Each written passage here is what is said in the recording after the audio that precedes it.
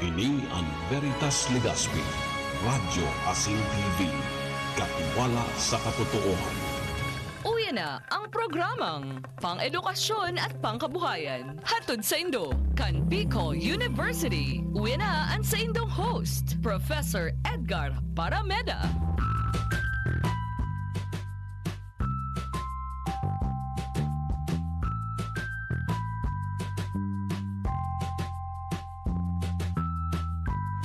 So magandang umaga po sa inyong lahat. Of course, andito po kami ngayon sa Anislag Albay para sa pagbisita sa isa sa mga partners natin, particularly yung sa Kamote Creations Technology, kung saan ang Bicol University bilang isa sa mga premier state university dito sa buong Bicol region ay nagbibigay ng technical assistance para dito sa Kamote Creations. Ang Bicol University po bilang isang universidad na pinupunduhan ng ating gobyerno ay may tatlong functions. Ito po yung ating instruction, research, and extension. And ang researches po na ginagawa ng ating mga kaguruan, ng mga estudyante, saka lahat ng manggagawa sa Bicol University ay kailangan ibigay o ilipat sa extension para mai-transfer yung mga kaalaman, mga bagong kaalaman at teknolohiya sa ating mga komunidad dito sa atin sa Albay and of course sa buong Bicol region. And dito po sa binisita natin na Kamote Creations, kung saan nga sabi ko kanina nagbibigay ng technical assistance ang Bicol University bilang isa sa mga partners along with of course Visayas State University, Provincial Government of Albay, Department of Agriculture, yung EdCo-op namin sa Bicol University, and of course yung mga na-organize na mga beneficiaries natin dito ay isa sa mga extension programs and projects na dinadala natin para magkaroon ng kabuluhan o kaya ng impact ang ating universidad sa society. So kung baga, ang Bicol University bilang isang higher education institution, isa ito sa nagbi-bridge ng gap bilang isang isa sa mga functions niya. So sabi nga natin, lahat ng tinatransfer natin dito, galing ito sa research. O kaya sa, ano ba sa Tagalog ang research? Pagsasaliksik o pananaliksik. Yan. So lahat po ito ay dinala natin sa community para mas lalong makatulong na mapaunlad ang kabuhayan ng ating mga beneficiaries. Yan po. Maraming salamat, Ma'am Weng. Yan po si Ma'am Rowena Weng Soilo, ang Director ng Extension Management Division.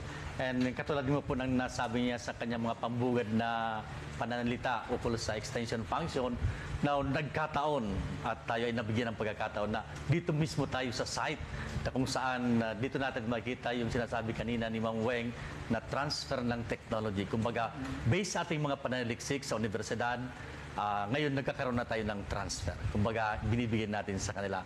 And isa sa malaking, sabi nga, katuparan itong ating mandated function ng Bicol University, which is extension, ay ito nga, karap na natin ngayon. Dito mismo tayo sa ating site. Ito pong Kamote Creations Farmers and Entrepreneurs Multipurpose Cooperative na ang kanyang tagline ay Bridging Albayano Farmers Achieve its dreams. Napakaganda. Okay. Nasa site mismo tayo sa Purok 7 o Purok 7, Barangay Anislag, Daragalbay. And andito yung mga, kumbaga, andito yung mga frontliners, yung mga nasa likod nitong Kamote Creations. Unahin natin si Sir Nolan. Sir Nolan Bilaro. Magandang araw po sa inyong lahat. Ako po si Nolan Bilaro at ako po yung chairman at isa din po ako sa professor ng Bicol University na sumunod doon sa function ng extension na dalhin ang teknolohiya na namin sa pananaliksik sa universidad sa ating komunidad. At doon po nabuo ang Kamote Creations Farmers and Entrepreneurs Multipurpose Cooperative. Okay. At meron pa tayong isang parte ng kooperatiba. Magandang araw po sa inyong lahat. Ako po si Mrs. Belinda Millena, taga Dinoronan, Daraga Albay po. Isa po ako sa dito, Board of Director po ng Kamote Creation. At si Madam.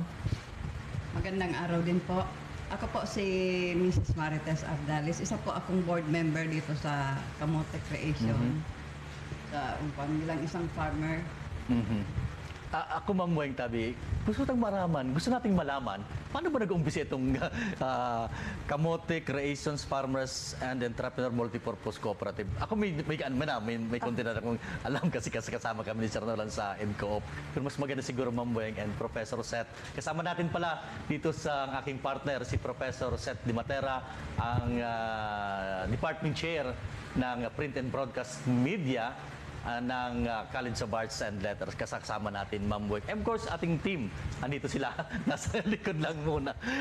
Okay. Parang mas exciting, Ma'am Weng and Professor Seth, na alamin natin sa kanila kung paano ba nag-umpisa. Ano bang history nito? Ba't na ganun na successful na yung kanilang organization? Siguro si Sir Nolan? So, sundan ko po yung sinabi ni Ma'am Weng na ang BU po ay nakipag-partner sa Visayas State University at sa Provincial Government of Albay noong taong 2016. At ito pong project namin na extension ay tinatawag na Science and Technology Sweet Potato Value Chain for Food in Albay. At may kasabay po itong other projects sa buong Pilipinas.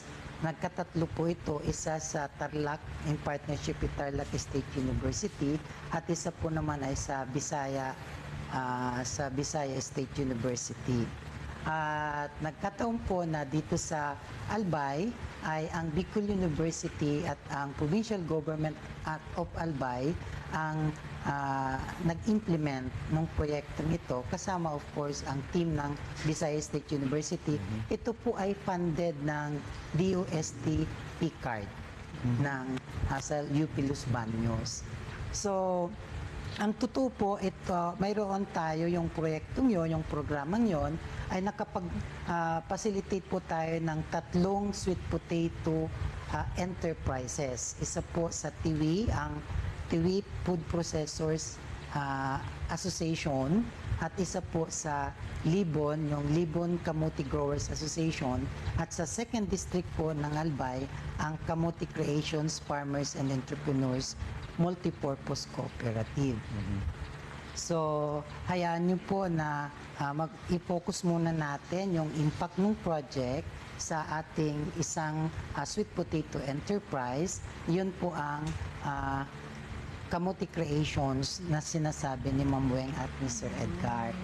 So, ang Kamote Creation po ay nabuo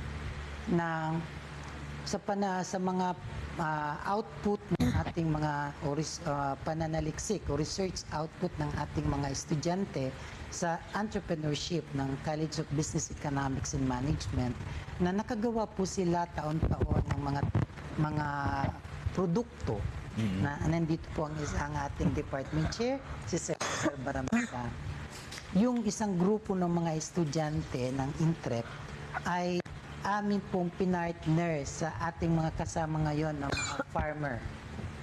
mga farmers na nagtatanim ng kamote. Ito ay alinsunod doon sa project ng DOSTP card na Sweet Potato Value Chain for Food in Albay. Ito po ay ninais natin na kung hindi man may pagpatuloy ng estudyante, kasama pa rin sila na may pagpatuloy yung konsepto ng paggawa ng mga produkto galing sa kamote, at natap natin ngayon na mayroon din magpapatuloy na organisasyon ng mga kababaihan. Dati po kasi mga kababaihan at mga anak ng mga farmers, kaya kababaihan at mga youths po ang nagsimula nito kasama ang ating mga estudyante at ang ibang mga profesor ng College of Business Economics and Management. At yun po, in 2015, ay nabuo po natin ang kooperatiba at na-register po siya noong November 2015. Ang sumunod po noon ay aming sinanay sa tulong ng Bicol University at ng Visayas State University. Sinanay na natin itong mga farmer, nag-training na po sila. Tapos unti-unti nung nakapacitate na po sila doon sa ating farmer school in creating a business enterprise, unti-unti nating pinapasok yung mga produkto na although crude pang technology pero nadidevelop natin along the way with partnership nitong mga sweet potato enterprises na ito. At doon na po nabuo yung paggawa ng ating mga produktong galing sa kamote. Ang maganda po nun sa capacitating the farmers, the farmer group, tinulungan din natin sila tayo bilang sa universidad, bilang faculty, sa paggawa ng business planning, business proposal, at transfer po natin yung technology ng paggawa, yung paggawa ng strategic plan. Pwede po yung ating mga kasamahan magpatutuo kasi hands-on po sila na training natin doon. At ginawa nila yung direksyon ng Kamote Creations Farmers and Entrepreneur Multipurpose Cooperative. At lumipas ang taon na nagkaroon po tayo ng nagbunga yung proposal natin sa una sa high value crops ng Department of Agriculture, sumunod sa tulong din ng Provincial Government of Albay, nakasource out tayo ng funding from World Bank Mission, yung tinatawag nilang PRDP, program ng Department of Agriculture, at doon po kung bakit nagkaroon tayo ng sasakyan at ng mga equipment at building na mamaya po ay itatampok o sa atin, o papakita po sa atin. No? Sa punto nung paano na po lumaki at paano nagsimula ang Kamote Creations, hayaan niyo po si Redgar Mamueng, pakwentuhin natin ang mga founder ng Kamote Creations at hanggang ngayon, sila pa rin po ang board of directors ng Kamote Creations. Sige, si Ma'am, continuation ng sinasabi ni Sir Nolan. Yung Kamote Creation po, nagsimula noon una na training sa amin sa bahay. Tinuruan po kami kung paano magtanim ng kamote. Tapos yung sa Legazpi sa ADP ba yun? Nag-training din kami doon ng 5 araw tungkol sa pagbuo ng mga ano ba yun? Business proposal. Business proposal. Tapos strategic plan. Strategic plan kung paano yung mga pag-ano nun. Tapos yun, tuloy-tuloy nung ano naman, nag-market na, nagkapunta kami sa Maynila, nagtinda kami ng mga produkto. Service nila ang biocoaster. Doon po kami at sa kasalukuyan pong yun, parang nai-enjoy namin. Kung hindi, dahil sa Kamote Creation, hindi kami makakapunta sa Maynila. Tapos hindi namin makakasalamuha yung iba-ibang lugar sa Bisaya. Yung may mga kamote rin na products na iba-iba ang ginagawa nila. May tinapay, may ice cream. Doon, kaya minsan parang nai-enjoy rin namin. Yan po ang extension. Dapat nag-i-enjoy ang ating proponent. At ma'am, so pagtanim natin, mga experience sa kapag market. Bali po, sa pagtanim naman po, tinuruan din kami sa DA kung paano ang tamang proseso ng pagtanim ng kamote, saka yung hanggang sa mag-harvest na kami. Then, bigyan naman kay Sir Nolan hanggang sa ito na nga, nangyari na, ito na yung mga produkto namin at sa kamote, sumasama kami sa mga exhibit. Sila yung front line. Kami po ang Nabanggit kanina ni Ma'am Boyeng, Professor Seth, na banggit kanina na nag-enjoy si Madam sa mga training o sa mga exposure niya o ito Ma'am Boyeng tabi, ito balikan ta part ng so function kang university na extension. Ini mga trainings na pagkitauta, ining mga exposure inda kasabay po sa extension Yes po. approaches sa inda. So magandang araw po sa inyong lahat. Ako po si Professor Rowena Fajardos Velo. Just call me po Ma'am Weng. Actually, maumahon ako, Sir Ed, na base nga ni base po sa kinuwento ni Sir Nolan, doon ko nakita talaga na ito talaga ang tunay na extension. Kasi nagkakaroon po ng yung interplay ba ng tatlong functions, yung instruction, research, and extension. So nakita natin sa kwento, nagsanib puwersa po talaga, nagkaroon ng convergence, ng continuum, yung tatlo. So sabi nga ni Sir Nolan, output ng mga students, no, sa research, then from research, ito po ngayon sa extension. Then of course, sabi ko nga, hindi po magtatapos lang sa training. Sa training. So dapat hanggang sa makakam up sila ng mga produkto talaga, nung pagdating naman sa commercialization, then sa marketing, yun po talaga ang tunay na proseso din ng extension. Para kumpleto, parang holistic yung approach yes niya. Po. And of course, while ginagawa po natin yung mga ganito, patuloy pa din tayong kumbaga nag-i-innovate ng mga bagong kaalaman. Babalik na naman yan sa research. Then, from research na uli to extension, magandang mga inputs po ito to instruction na naman. Sa ito yung partnering ko sa partner. Okay. Actually, siguro makikita po ng ating mga viewers na sa harap na nating lahat ay mayroong mga products yan. Siguro kung hindi sa atin ikikwento, hindi natin alam ang pinakang material niyan, ingredient niyan ay kamote. Parang magic, no? Parang kamote to pansit, to cookies, mga ganyan. Iba-iba. Sir Nolan, pwede po makwento mo sa amin kung paano yung kamote naging hugis na ganyan? Ano yung mga proseso na dinaanan yan bago natin yan pwedeng lutuin o pwedeng... Yan. Okay. So yan po yung paggawa po nito ay nagsisimula doon sa pagluto ng kamote. Dalawang way po, mayroon tayong yung puti, ito po ay ang gamit ay flour ng kamote. Ginagawa muna natin harina ang kamote, tapos sinahalo natin sa dati ng harina, 30% po ng mixture ay galing sa kamote.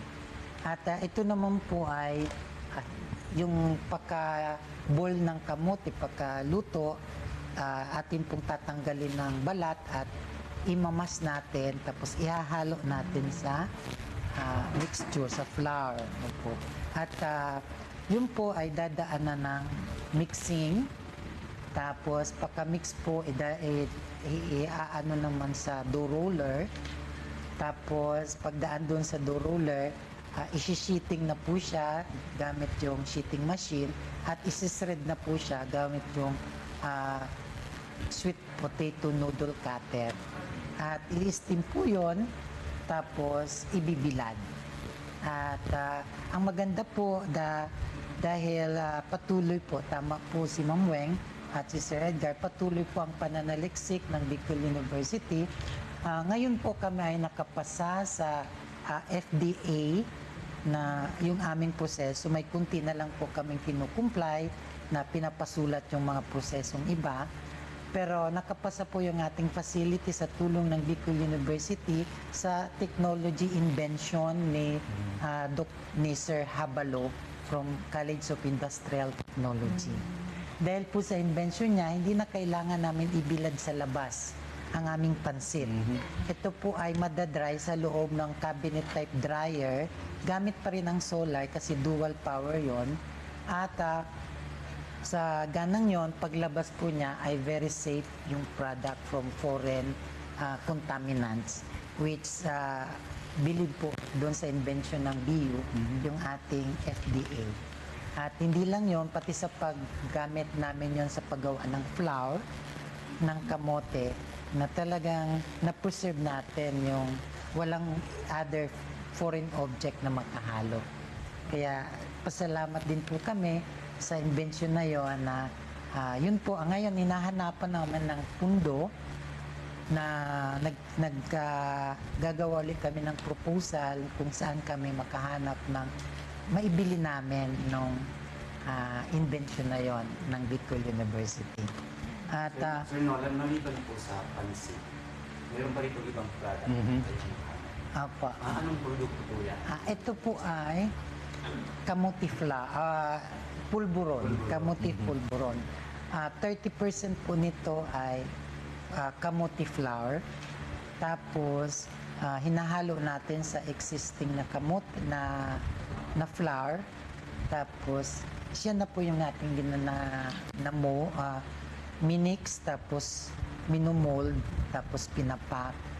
Tapos again, safe po tayo dahil yung flour niya ay hindi nabilad sa araw directly. Sa loob po siya ng cabinet na stainless at food grade.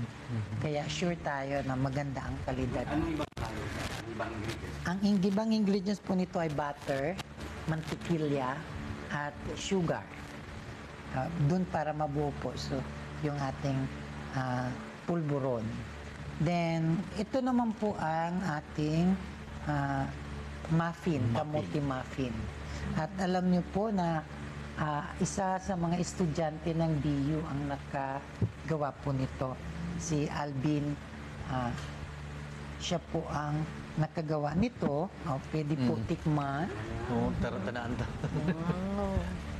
Sige nga. At Sa ano? Oo, yan. tapos, isa din po siya sa ating mga estudyanteng kasama sa kooperatiba. At ito po ay tinulungan din siya nang ma-develop ito ng professor from Busit. Isa pa rin po siya sa aming pinagbibenta ng kamuti creation na naipasa natin sa ating community, which are the farmers na associations. Meron pa yan si Sir Nolan. Ito naman po ang ating cake stick.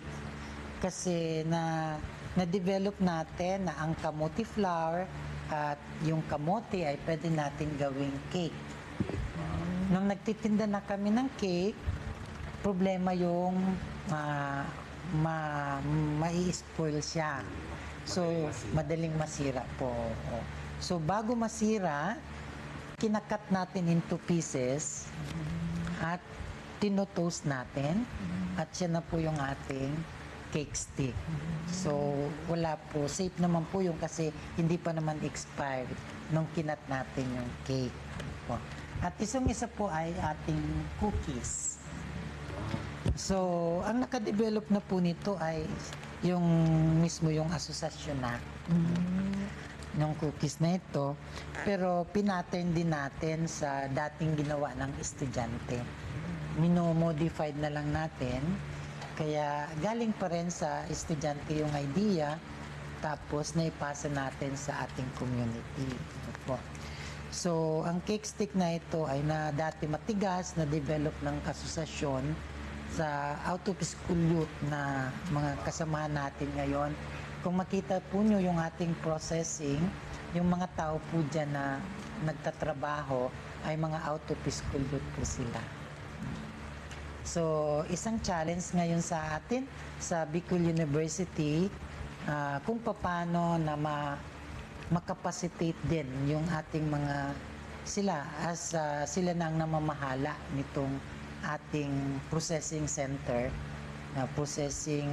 production, processing ng kamote. Sila na po ngayon dapat mailipat sa kanila yung management at yung natapos na natin sa mga officer, nag-training na sila on strategic plan. Tapos, ngayon naman kinakapacitate natin out of school youth na sila ang workers at nagmamanage ng ating processing. Sir Nolan, sino po ang mga direct beneficiaries nitong extension activity na to na kamote creations and meron tayo itong products? Sino-sino po yung sector na directly na nag-benefit dito? And right now, mga ilan na kaya sila? Ngayon po, ang asosasyon ay mayroon ng 170 na membro na composed po ito ng farmers saka ng entrepreneurs.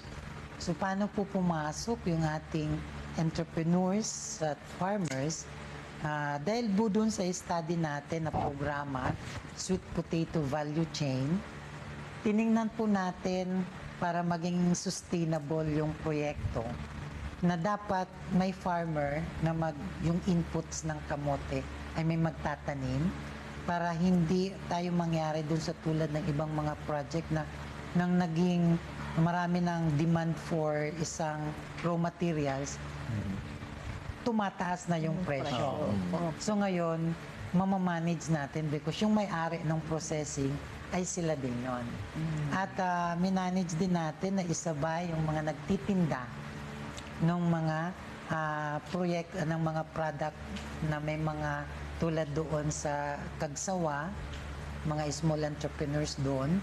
Tapos may mga tindahan sa gilid ng mga tourist destination kasi sila po ang market natin.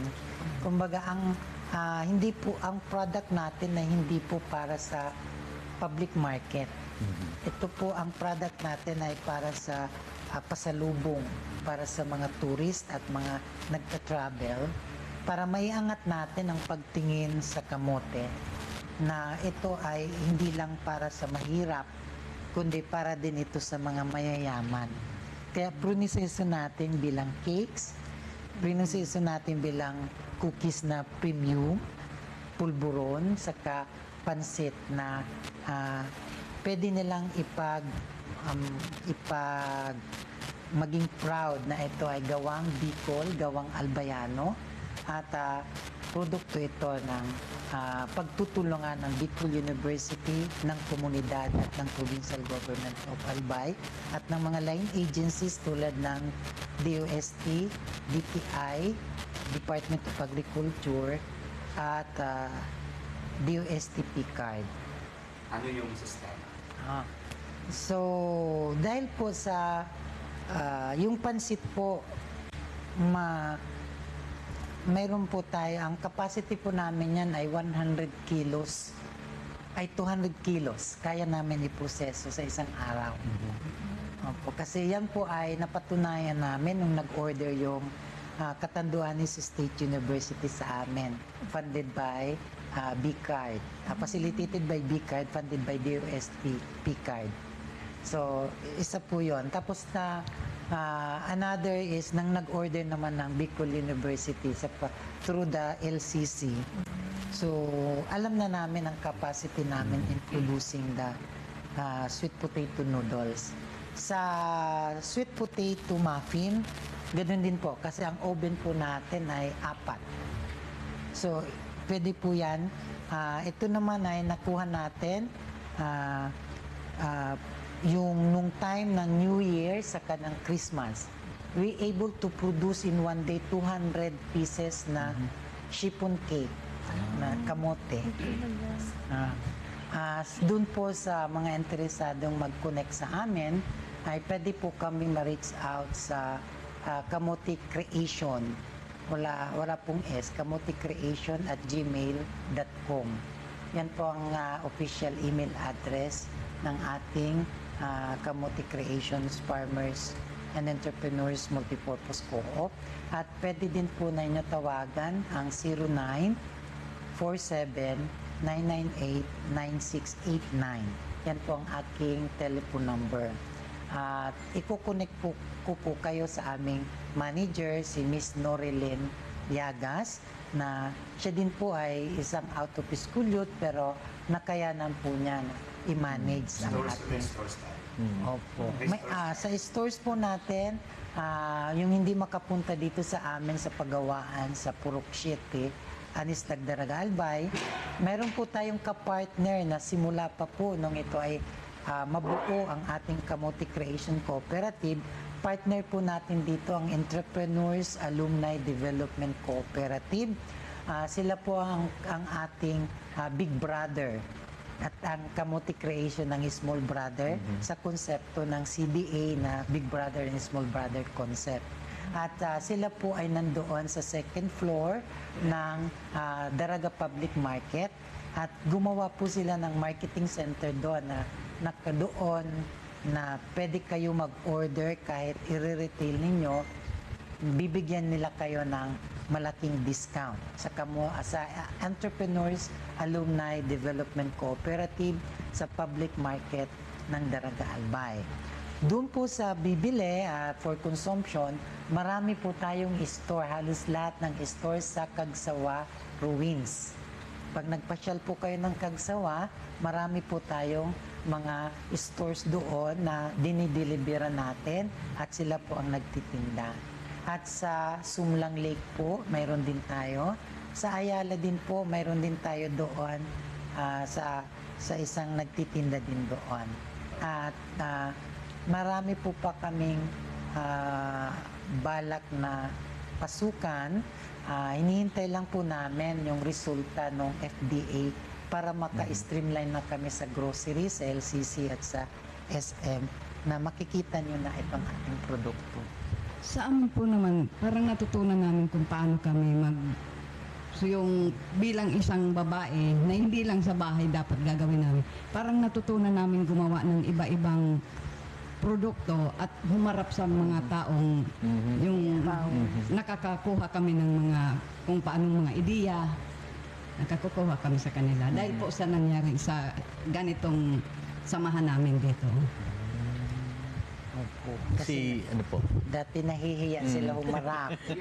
Sa ano po, sa akin, as a member ng Kamote Creation. Minsan kasi ito nakakatulong din, nagbibenta ako niyan. Inaano ko sa tindahan, minsan nagpapa-order ako. Linalako ko, binibigay sa akin ng tinutubuan ko, dagdag income na yun para sa akin. Kaya minsan ito sa ganitong nakakatulong din to sa amin. Dagdagan na buhay. Ang dami nating natutunan sa ating mga sa mga guests natin ngayon kung paano na-uplift, nagbago yung kanilang buhay, yung pakikitungo, pakikisalamuha, saka yung importante yung natutunan nila bilang kahit nasa bahay lang, iba'y pa rin yung nasa bahay kaysa ganito. Okay, marami tayong pag-uusapan pa sa pagbabalik ng ating programang Pang-edukasyon at Pangkabuhayan.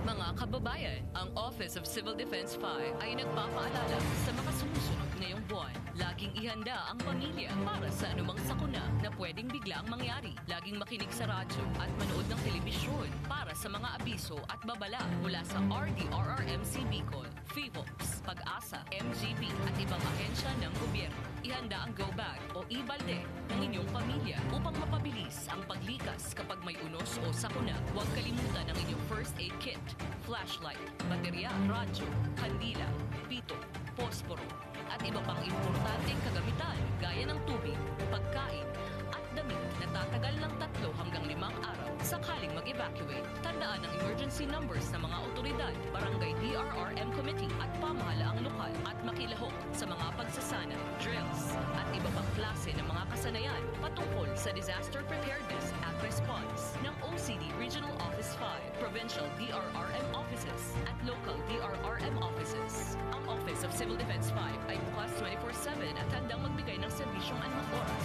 sa Camp Brigadier General Simeon A. Ola, Legazpi City, Albay, sa pamumuno ni Regional Director Claudio L. Yuko. Maaring tawagan ang hotline number 742-1176. Sa OCD5, bida ang handa.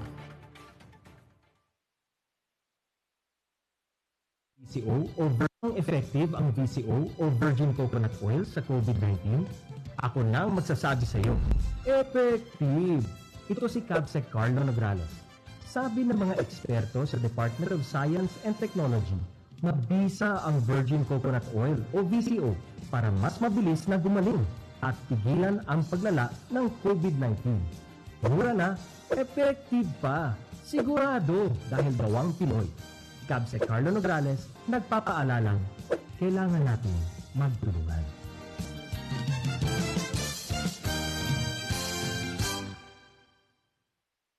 May paglaom.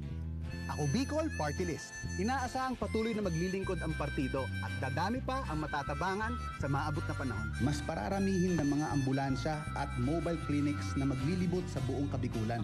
Ang ating katabang na Ako Bicol mismo ang magbibigay ng serbisyong pangkalusugan sa bawat kabahayan. Kaya sa darating na eleksyon, diretso na kita sa numero 18 sa balota. Ako Bicol Party List. Katabang na, kasurug pa.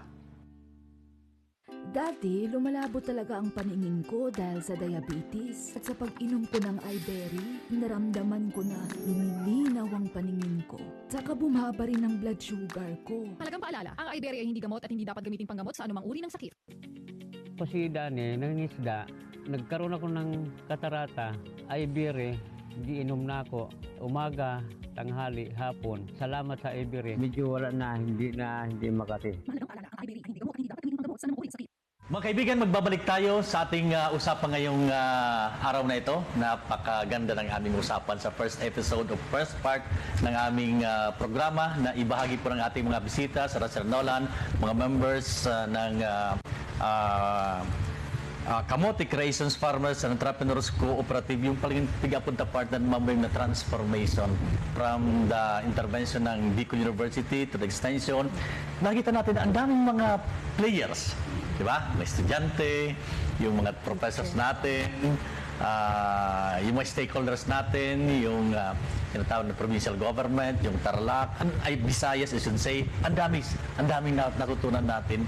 Okay, nabanggit kanina ni Professor Seth na yung natin is, kumbaga, meron tayo kung saan pwedeng i-order. Hanggang saan, Sir Nolan, nakarating na yung ating mga produkto? Kasi nabanggit kanina, meron ng Sumlang, meron tayo sa sa EdCoop, and so on and so forth. Hanggang saan po nakarating na yung products natin? Actually, kung consumer, so may bumibili sa atin, tapos pag nakapunta dito, pa Cavite, pa Manila, ang iba naman pa Cebu. Kasi ganito po yung ating, yung project natin na yun with Bicol University, ay isa po doon sa tinitingnan natin na kung pumunta ka ng Benguet, alam natin na nandoon yung strawberry. At sa tulong yon ng Benguet State University. Pumunta tayo ng Baybay Leyte. Ang sikat doon ay yung vacuum fried na jackfruit na nanalo yon. Nabigyan sila ng award for that. At yun sa tulong ng Visayas State University. At pumunta ka ng sa Carabao, sa Muñoz, Science City. Yun ay dahil din sa tulong ng CLSU. Central Luzon State. So, ninanais namin dahil ito na ay sinimula ng Bicol University na ipagpatuloy natin na wala pa man po tayong may pagmamalaking commodity sa albay, na masasabi natin albay lang. Ngayon, simulan natin ang kamote because this is one of the banner program ng Provincial Government of Albay na sinimulan pa doon ni Governor Salceda at pinagpatuloy ni Governor Bichara. At nakita natin na sa pagtutulungan ay mayroon tayong narating na isang produkto na matatawag natin na galing sa extension ng Bicol University at yun po ay ang kamote. At sasabihin natin na pag pumunta sila dito sa Albay, they look for products out from kamote because this is where the sweetest kamote sa buong Pilipinas ay matatagpuan sa Albay. Okay. So, partner? Okay. Sir, kayo mga extensionist tayo. Hindi rin tayo instruction. Gusto kong tanongin si Director Soilo, si Manay Wen, nabagi po. Gaano ba ka-importante talaga itong ginagawa natin na we're extending health assistance, technical assistance, even financial assistance sa communities na on their own, hindi na nakaya yung gawin? Okay. Kasi nga yung Bicol University bilang isang academic institution, andito daw yung repository of knowledge, baga. Andito sa atin ang lahat ng kaalaman, no? Kaya nga kahit estudyante in-involve natin. Kaya tayo lang naman ang makakatulong. Kaya nga yung impact ng academe sa society ay napaka-importante. In fact, gusto ko nga din idagdag na even sa marketing, kasi kanina nagtanong si Sir Sep, saan na nakakarating, saan na yung mga displays natin. Isa pa din po yun sa ginagawang tulong ng BU Extension Management Division. Kasi in fact, sabi ko later, pag-usapan naman natin kung paano kami magdi-display doon sa university through our Technology Innovation and Information Dissemination section under kay Sir Ed. Kasama natin dito Sir Ed sa si Ma'am Beth. Ano yan, even ito sir, nakita ko yung brochure. Akako, meron pa pala kaming role. Hawak-hawak ko yung papel para mas ladong ma-enhance siya. Na every time may mga pumupunta dito, yung mga partners natin, pwede natin itong ipamigay. Kasi nakita ko andito na yung pangalan ninyo, may mga pictures na kayo, yung contact, part ng marketing kapag nakita natin. And aside from that, meron tayong social media. Okay. Na meron ngang nagayaman sa kangkong lang, di ba? Gusto ko rin sila and nakaka-inspire sir yung kwento nila na pwedeng gayahin, pwedeng gayahin ng iba, hindi lang ng ibang kababaihan, Women's Month ngayon, kundi ng ibang lugar din and ng ibang academic institutions. So napakaganda and of course, pera kanina, part pa rin sir ng namin, ng function din natin, yung ihanap sila ng mga linkages ng partners in terms of funding and other resources na kinakailangan pa. In fact, kanina sabi ni Sir, hanap sila ng pondo para makabili pa nung cabinet dryer na na-invento din ng isa sa ating mga faculty sa College of Industrial Technology, si Professor Habalo. In fact, siguro sa mga susunod sir na natin siya man ang i-feature natin. Kasi part ng marketing din yan. Baka makita sa social media. Very powerful mga ang social media ngayon. Hindi lang tayo sa local na, but international. Baka may makakita na mga ganon. Sila na mismo ang kusang lalapit sa atin. So, yan ang kagandahan. Yan ang role ng mga faculty natin, ng mga estudyante. Hindi lang talaga, sir, pang-eskwelahan. But how we impact sa community. Yan po ang pinaka-important. Sige, bago tayo mag-wind up, gusto kong tanongin si Sir Nolan at si Sir Edgar, si Professor Edgar. Sir, siyempre magtatanong yung nanonood. Mahal ba yan? Kung kami bibili, mahal ba yan? Kung kami gagawa mismo din, kaya ba yan? May ROI ba dyan? Without siguro naming prices or ranges lang ng price, sagutin natin sila kasi sigurado yun ang sila itatanong. Halimbawa, isang balot niya, magkano ba inaabot niya? And more or less, bakit umaabot siya sa ganyang presyo? Of course, nandun na yung nutritional value na hindi natin talagang mataas compared sa iba. So, pag price po, yan po ay isa namin na tinuro sa ating kooperatiba, sa ating mga namamahala na i-consider yung markup nung nagbibenta.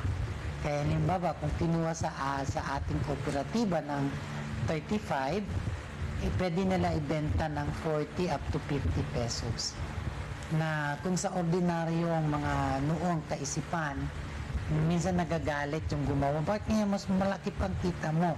Pero maintindihan natin yung sitwasyon ng mga nagtitinda na sa kanila pa yung transport, sa kanila pa yung pwesto, yung pagsabay na yung pag-promote at yung pag-sales to. So, kinukompensate natin. In fact, yun nga sabi namin, yung mga membro na hindi makapag-participate sa processing at sa farming, doon sila magpa-participate sa pagbenta ng produkto at kikita din sila doon. Tulad ng ating kasama ngayon na sa tindahan niya, mayroon siya doon at nag-witness siya kanina, nag-testify siya na kumikita din siya galing doon sa pinapatong. Allowed naman po natin. So mga 10 pesos to 15 pesos yung patong nila. Especially kung sa mga interesado deal online.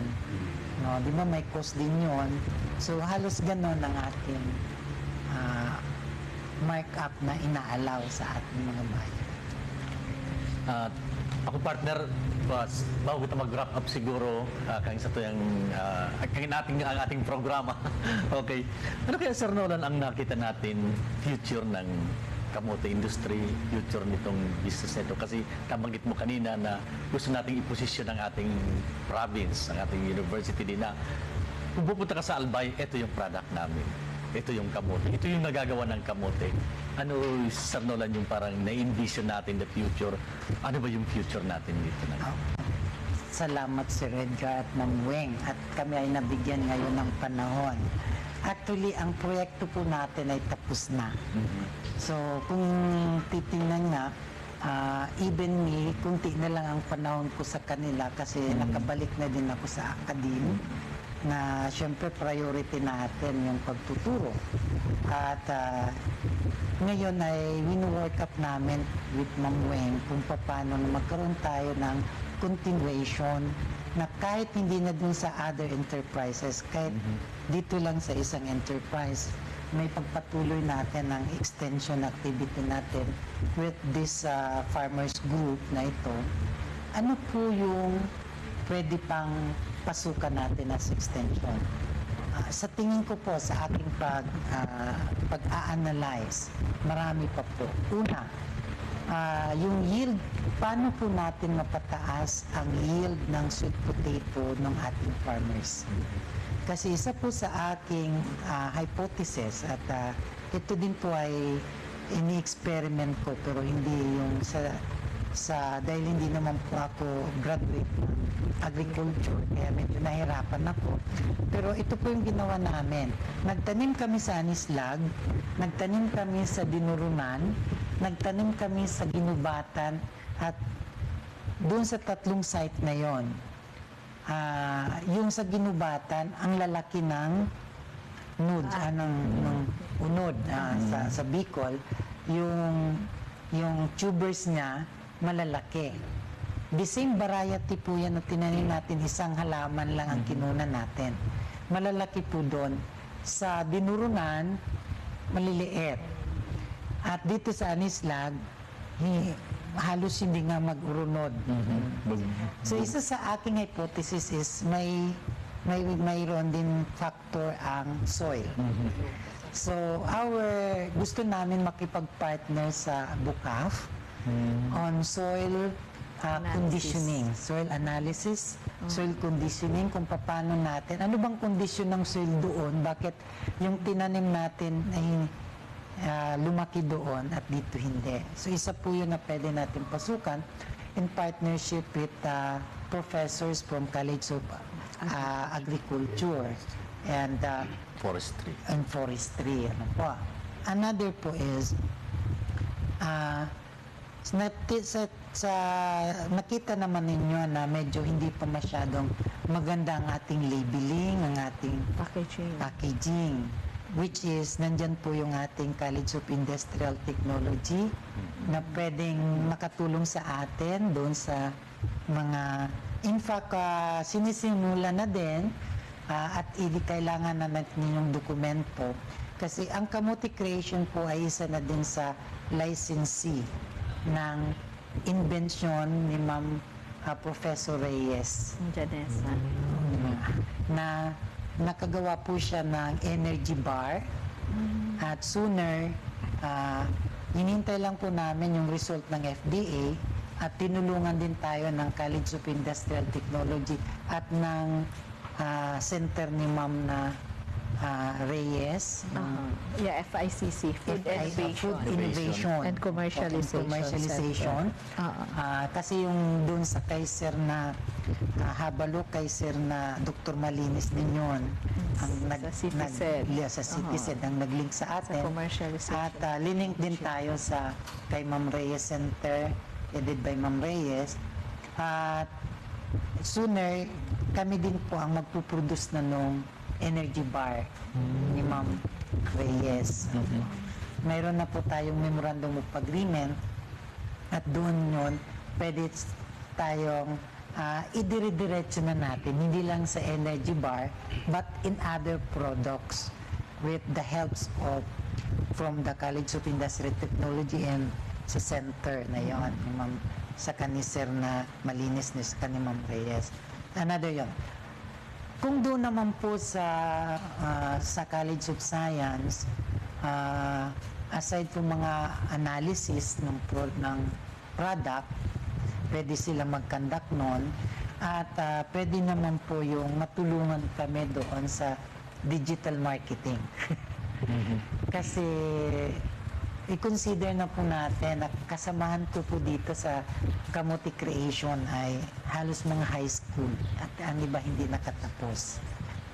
Ganon din tulad nila na hindi marunong tapos kung paano natuto at i-transfer natin yung technology na yun sa kanila. Lalo na sa mga ibang member na pwede nang magpabili ng ating produkto online. Isa po yun sa pwede natin mga titingnan. At sa College of Business, sabi ni Ma'am Weng, patuloy na mag-project proposal. So College of Business naman po ang pwedeng tumulong doon. Kahit yung College of Arts and Letters pala doon sa mga design ng magaganda. So sa digital marketing, sa pwede po namin.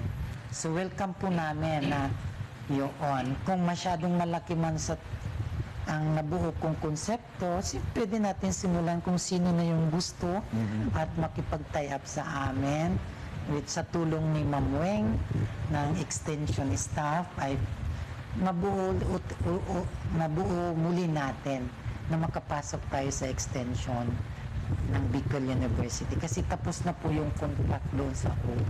Actually, parang impact analysis na lang po yung ating ginagawa. So, kasi 2016 pwede na. Sige. Okay. Sige. And with that, ang dami natin natutunan, Ma'am Weng and Professor Seth. And bago tayo tapos ng ating programa, siguro mga panghuling pananalita kay Ma'am Weng. Thank you, Sir Edgar. And of course, nagpapasalamat kami sa lahat ng naging partners ng Kamote Creation. And of course, salamat din sa ating mga beneficiaries for welcome tayo ngayong hapon dito para sa programa natin. And of course, talaga po namang nakaka-inspire yung story nila. So, hayaan nyo ang Bicol University bilang isang academic institution ay patuloy pong nakaagapay, no? Habang lumalaki sila as an industry, ganun po, para at least patuloy po tayong magtutulungan para ma-improve natin yung buhay, yung lives ng ating mga beneficiaries and of course, ang ating mga kapwa Bicolano and Albayano. Thank you, Ma'am Weng. Sir Nolan? Opo, nagpapasalamat din po kami sa Bicol University, sa ating presidente, si Dr. Arnold po Mascareñas, at ako po bilang professor sa aking dean, si Dr. Eddie C., na very supportive din po sa ating proyekto, at sa aking department chair, si Sir Edgar Barameda. At sa aking mga kasamahan sa Department of Entrepreneurship at sa College of Business Economics and Management. At lalong-lalo na sa ating mga pursigido at talagang in-embrace nila ang Bicol University sa ating pong mga opisyal ng Kamote Creation Farmers and Entrepreneurs. Nandito po si Ma'am Day, Ate Day at si Ma'am Tess. Sila po ang ating kasamahan at sa mga kasama po na management and staff headed by Ms. Norilyn Llagas na makikita po ninyo sila sa ating aktual na paggawa ng products at sa lalong-lalo na sa BU Extension Management Division, headed by Ma'am Weng. Salamat po, Ma'am Weng. Welcome po.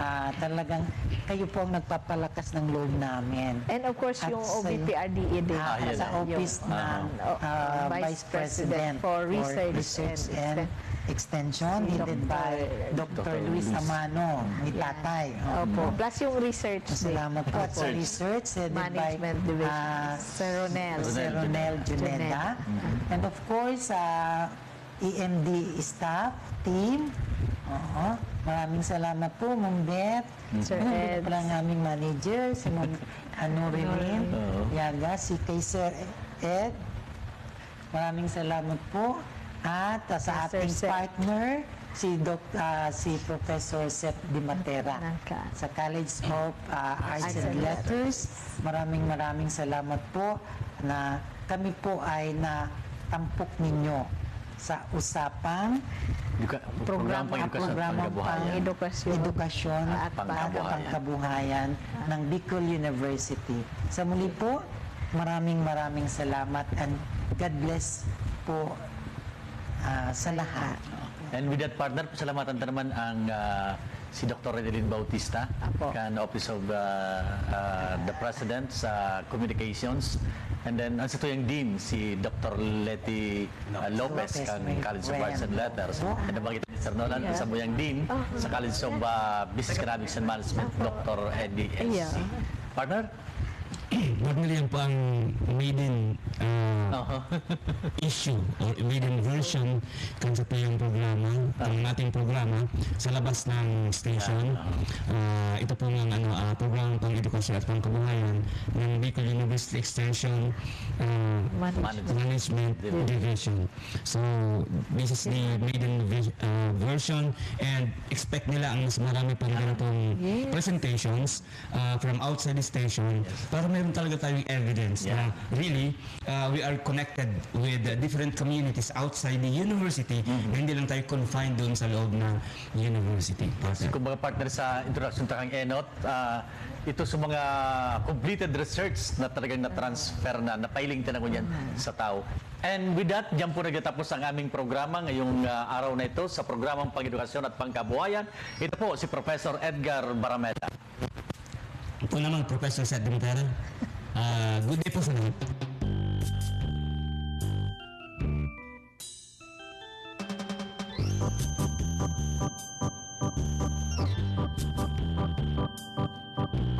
Kahit saan ka man, ang awit ay naririnig. Sari-saring magugustuhan, mga luma at bagong himig. Isa lang ang aking gusto, isa lamang ang napapansin. Masarap at daling kantahin ang lumang tugtugin.